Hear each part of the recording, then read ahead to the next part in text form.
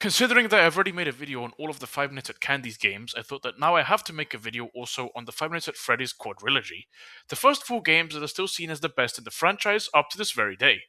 Let's dig straight into the first game from this amazing quadrilogy.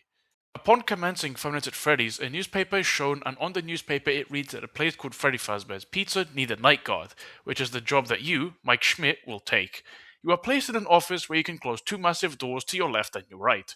These doors are used to keep out any of the animatronics that are coming towards you. That and the cameras will drain your power, so you have to be really careful. Compared to the later nights, this night is relatively easy and serves mainly as an introductory stage that accustoms the player to the game's mechanics. Freddy Fazbear will not be active unless the power runs out, and will not move at all, although he can sometimes be seen facing the camera on the show stage. The only true animatronics that are notably active are Chica and Bonnie. However, an extremely inactive player may allow Foxy to attack if not viewing the cameras at all. The phone guy will be guiding you through the steps that the player can survive the night also. Also note that unlike the fan games, there are no mini-games after each night. Instead, it just crosses over to the next night, and this would be night 2. The phone guy will call you once again and explain that this time he will not talk as long, as Freddy and his friends tend to get more active as the week progresses. Aside from a notably quicker activation time, Bonnie and Chica are essentially the same as they were in night 1. This is the final night where Freddy Fazbear does not attack unless the player lets the power run out. Let's move on to the third night of the game. During this night, the game becomes much more difficult, as hinted by the blurred out sections of the newspaper, along with the animatronics being much more aggressive. On this night, Chica will leave earlier than Bonnie, whereas Bonnie himself won't move until 2 to 3 am, much like in the first night. Freddy Fazbear can become active on this night and catch the player if not monitored carefully. What I will advise in order to be able to save as much power is to use the cameras only to check on Foxy, and primarily use the lights to check for Chica and Bonnie on the right and left hand side. Other than that, night 3 should be a breeze also. On night 4, Freddy Fazbear himself will become more active, and as you may already know, he is very unpredictable. From this night on, when Bonnie and Chica are in the west and east hall corners, their heads will violently twitch and a robotic mumbling sound can be heard. The same cue heard upon experiencing hallucinations. The phone guy will also alert to you that it's potentially the last night that he will be calling you, as you can hear the doors banging in the background and then a Golden Freddy scream that will end the call. He will also warn you to at some point check inside the suits in the back room, basically signifying the fact that when caught, you are stuffed into an empty Freddy Fazbear suit. Upon beginning night 5, the player will be greeted with a phone call of deep distorted voices rather than the usual phone guy, with the call ending in static and an animatronic screeching. It seems to cut off 1/4 of the way through the screech 3 times. This night can be extremely difficult, even if the player has a considerable level of skill, as all of the animatronics are very active, and Foxy will often drain the power by banging on the left door. This can eventually lead to a power outage, resulting in an inevitable death, courtesy of Freddy Fazbear if the player is not careful to monitor Foxy's movement. As you were told before, just keep a very close eye on Foxy as the night goes. Upon completion of night 5, Mike Schmidt will receive his paycheck worth $120 for working the 5 nights. When the player returns to the main menu, they'll find a star added to it for beating night 5, and the bonus night 6 is unlocked and selectable, separate from the main game. Now it is time for the 6th night, and we will count this night as the ending of the first game because night 7 consists of a custom night that does not contribute to the main story. Night 6 is the most difficult night to beat, often nicknamed Nightmare Mode. All animatronics are incredibly active, and the player must be very careful in order to complete this night. Unlike the previous 5 nights, there is no phone call or audio recording at the start of the night. Upon completion, the player will see a completely modified version of the same screen displayed after completing night 5, which now says, "You've earned some overtime," as an additional line of text plus a salary raise of 50 cents. The check is also pink instead of light green and dated the 13th of November of XX. The player will earn the title of Employee of the Month instead of Valued Employee. Like the first game, Fnaf 2 is an indie point-and-click sit-and-survive horror video game. The player controls Jeremy Fitzgerald, the night guard at a newly revamped Freddy Fazbear's Pizza. Like in the first entry, Jeremy must survive from midnight to 6 am without being attacked by the animatronics wandering through the building. The layout of the office is very different compared to the previous game. There are 2 vents on the left and right hand side, and a huge dark entrance in front of the player. Chronologically, FNAF 2 is before FNAF 1, even though it appears to be a brand new location. Upon entering the game for the first time, a short cutscene will occur. The player looks out in front of them, presumably through the eyes of Freddy, in a dark room resembling the dining area from the first game. The player can move their mouse to the left and right sides of the screen to pan. Panning left brings Chica into view, and panning right brings Bonnie into view. After a while, the screen flickers and cuts out in a way similar to that of the death minigames. Night 1 of Five Nights at Freddy's 2 is often considered harder than the previous game, as the animatronics will start to move at roughly 2 am even during the phone call. It introduces players to the new mechanics of the game, such as the flashlight, Freddy Fazbear head, and music box, as well as familiarizing them with the new locations and animatronics such as Toy Freddy, Toy Bonnie, Toy Chica, and the puppet. The building has no overall power meter, however, your flashlight can run out of batteries, so you'll have to use it carefully. The flashlight will be very important from the second night onwards. Now it is time that we move on to the second night of the game. This night is much more difficult than the previous night, as Toy Freddy, Toy Chica, and Toy Bonnie are more active. The music box also unwinds faster. This is also the night where Balloon Boy, Mangle, and Withered Foxy become active, forcing the player to adapt their playstyle in order to accommodate to these new additions. Withered Foxy cannot be fooled by the Freddy mask, and instead you'll have to flash your light at him when he appears in the entrance. This is why the flashlight is so important, as I had mentioned before. Not only will several characters become active on this night, but they will also begin moving before 2 am, unlike night 1. Mangle even has the possibility of leaving Kids Cove as early as 1 am. Upon completing the night, another cutscene will occur, with both Bonnie and Chica looking straight at the player. The cutscene once again appears to take place in the dining area from the original Five Nights at Freddy's, or a room very similar to it. It will eventually end with a black screen, and the words "It's me" will appear in the top left corner, a phrase commonly associated with the hallucinations in the original game. Night 3 is the last playable night in the extended demo. The difficulty ramps up even higher, as the older animatronics Withered Bonnie, Withered Chica, and Withered Freddy start to become active from this night onwards, taking precedence over the other toy counterparts in comparison to Night 2. Until 1 am, no animatronics other than Withered Foxy and the puppet pose a threat, so the first hour should be focused on winding the music box. If the player hears the hallway ambience, it means that Withered Foxy is most likely in the hallway, so the player should flash their light down the hall. Upon completing Night 3, the player once again returns to the show stage from the first game. Only this time both Bonnie and Chica are standing closer to the player and giving them angry glares with their hollowed out eyes.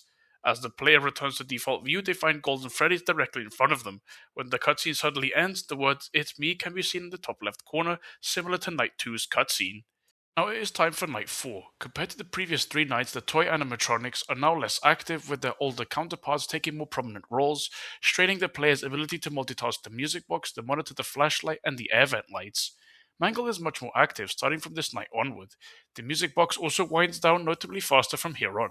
The phone guy will warn Jeremy about an investigation that has opened up for quote-unquote precaution purposes, and that Freddy Fazbear denies any wrongdoings. This time the cutscene is the same as the one that appears after starting up the game for the first time, with Bonnie and Chica looking out in front of them. However, the puppet will appear at the beginning of the cutscene and will stay in that position in the player's field of vision no matter which way they turn. As the cutscene ends, the words "It's me" is seen again. There are no more cutscenes after this night. Night 5 is one of the hardest nights in the game, as every animatronic besides Golden Freddy is incredibly active. The difficulty level is at a point where quick reflexes are essential to complete the night. On this night, the player needs to be even more careful, as the toy animatronics will most likely visit the office more frequently. If the player does not put on the mask at the correct frame, the animatronic that is in the office will immediately wipe you out. The phone guy will provide information on the status of the investigation and that the building is on lockdown, so no one is allowed in or out of the establishment. After Night 5 is completed, a star will be placed on the main menu similarly to the first game.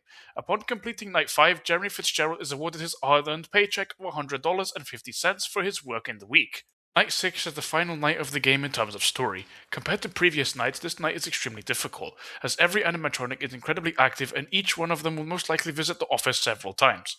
Golden Freddy also activates on this night and can pose a serious threat if the player is not careful.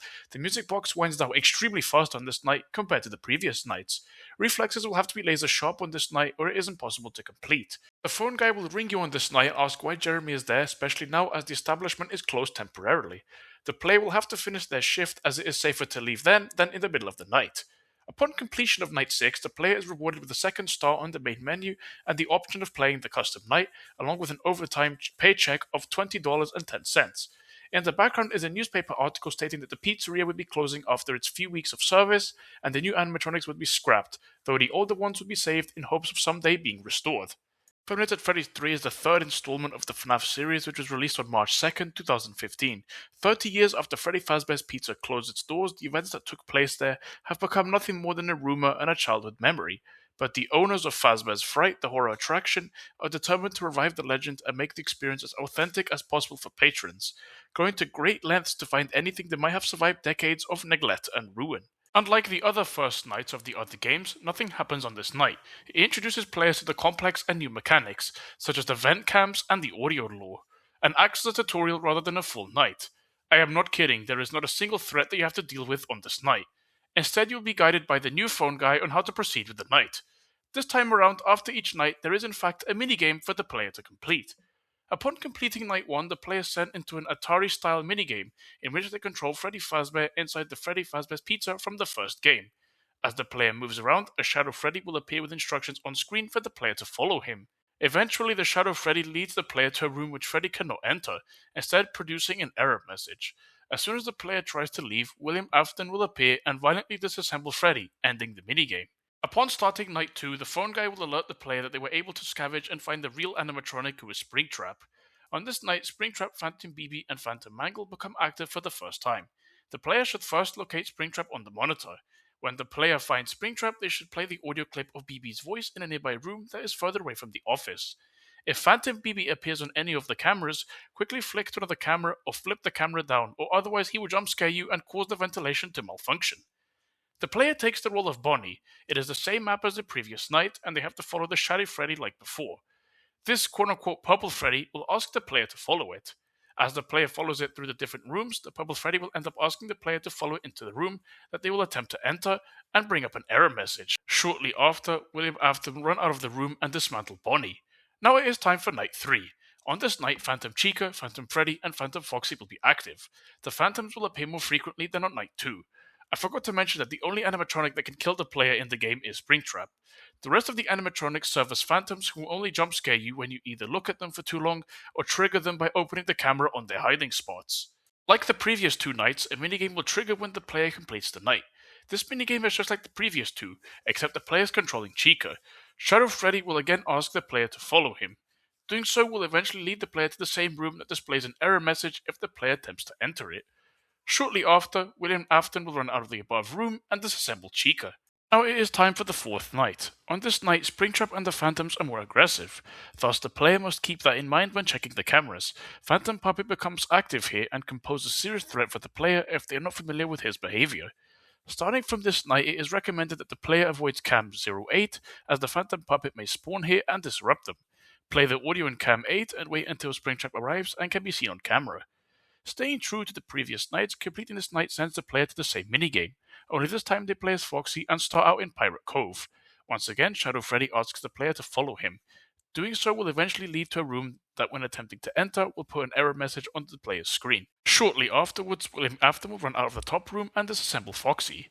Just like the previous games, a star will be rewarded on the main menu when the 5th night is completed. The player must be very quick when checking the cameras, to avoid a jump scare by the Phantoms. If Springtrap appears in a room, play the audio to keep him there. Reboot any systems, then check again. Should he enter a vent, the player must seal it off as quickly as possible. If Springtrap is already leading into the room, then removing him from this point onwards will be practically impossible. Unlike the previous nights, this night's minigame involves the player controlling what appears to be a dead crying child. The player can enter the boarded up safe room that in the previous minigames could not be entered by the animatronics. When the kid enters this room, they will notice that there are other crying children standing near the entrance. William Afton is in this room and will start panicking and avoiding the child when approached. After a certain point, William Afton will flee into the Springtrap suit. The spring locks will activate, which finish off Afton. This will give the player the bad ending. The good ending can only be obtained when the minigames that can be found all around the map are completed in a specific way so that the player can save all of the souls.